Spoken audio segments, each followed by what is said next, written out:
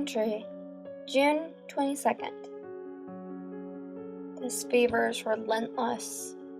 Writing seems to be the only thing that keeps my thoughts centered and focused. I keep hearing things in my head, first softly, then louder, and then nothing. Regardless, things are happening that are nothing short of mysterious. Reports started coming in about disappearances around the world. No signs of struggle, forced entry, nothing. I'm very skeptical, but I've always have been. Everything that has ever happened and will ever happen can and will be explained logically. This, I'm sure, will be no different. I'm positive that in a few days, researchers will have an explanation. Regardless, it's nerve-wracking. I can't keep it off my mind.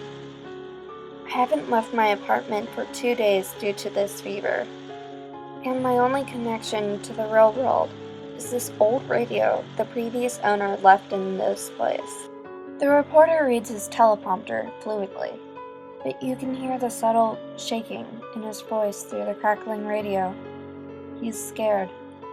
My prayers go out to those family members affected by these tragic and unsettling events. I'm sure it will be all right. A religious man, no doubt, and yet his subtle improv sounds not like the hopeful tidings of a hopeful Christian, but like the meager lies a soldier tells his comrade as he bleeds out on the field. I've changed the station. Debates rage on about possible causes. Scientists offer their theories, most far-fetched and ridiculous, even crazier. Preachers embrace these occurrences. They say it's the rapture, that we must ask for forgiveness if we are to be freed from the natural world, that those who have disappeared are the lucky ones, the ones chosen by God to move on. Normally, I would have shaken it off as the ramblings of yet another ignorant Christ freak. But then he says something unsettling. Embrace the call. Come. It hits me like a punch in the gut. I can't explain it, but I knew exactly what he was talking about, and at the same time, had no idea. It shook my nerve to the core.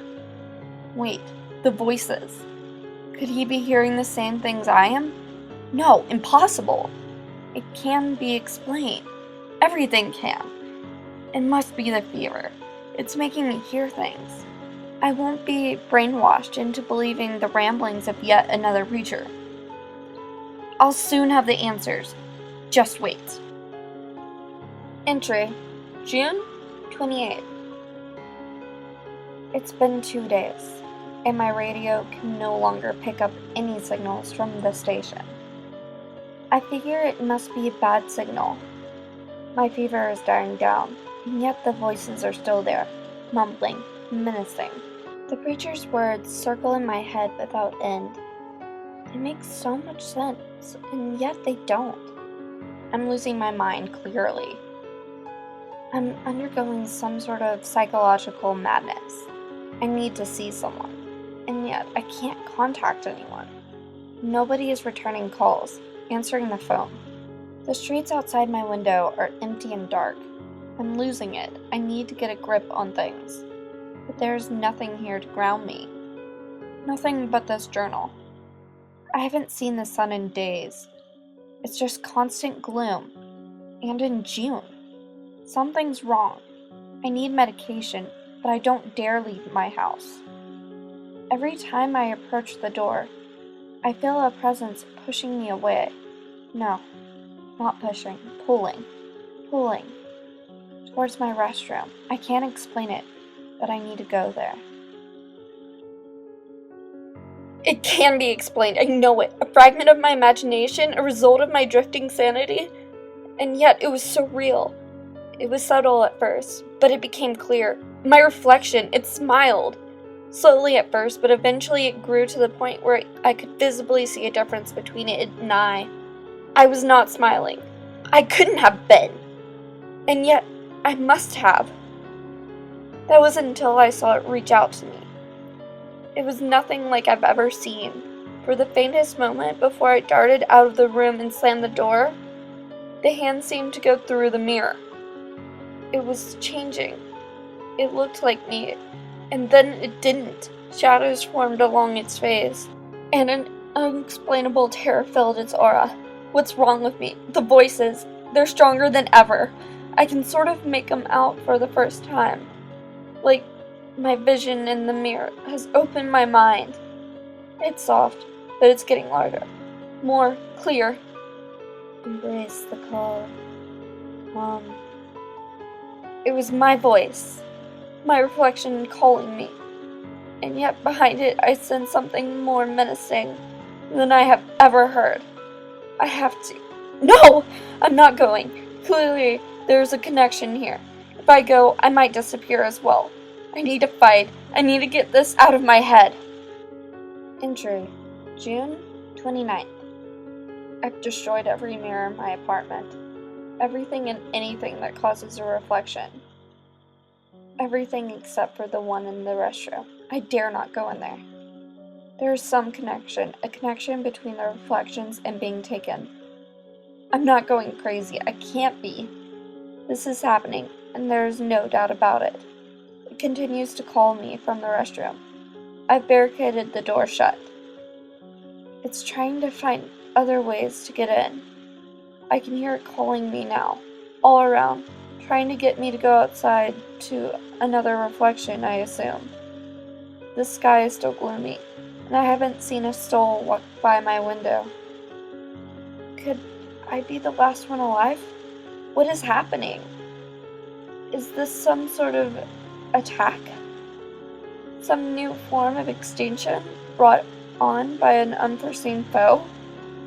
I can't take any chances, and yet I can't stay here forever. Eventually, I'll run out of food and starve. Still, I cannot give up now. I have to figure this out. Maybe I can find a way to fight back. Wait, the radio, it's working. The static is near overwhelming, but I can make out the voice of a man. The first voice, other than my own, that I can remember. I can only make out a few words. Can anyone...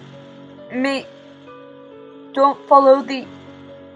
they're trying to their world. They're taking over. Its reflections are not you. I'm going to try to get a better signal. From what I can tell, this man has apparently been researching the subject and is trying to broadcast his findings. Something about another world, just like ours, but I'm not sure what he meant, but without souls. In the reflections, he says that they've always been there, imitating, waiting for the right time, and that time is now. He says they want our world. How do I know it's not just another crazy man preaching his theories? Wait, the radio is coming back on again. Let me try to tune in. No, it's me.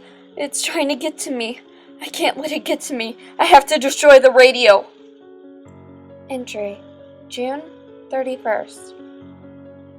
I can't take this anymore. The voices keep calling, and I don't know how much longer I can resist. It's taking control. My voice. I can't always separate my own thoughts from it. It haunts my every waking moment. It's still gloomy outside. The calm is torture. And yet my will to live is the only thing keeping me from going into the restroom. Even then, I began to question it. I question my own will to live. I'm running out of food, and I have to do something. It's in there, waiting, calling. No longer is it just in my head. I can physically hear myself inside the restroom. It's there, scratching at the door, calling. It got out somehow. The voice is now very different than mine, but it still keeps the same basic qualities. It's deeper, darker, sinister. Before, the call was soothing, calming. It pulled me closer like the song of a siren, but now it's angry. It's frustrated and impatient. I can hear it in the voice. Come to me, embrace the call. It needs me, it wants me, and I can't help but want it too.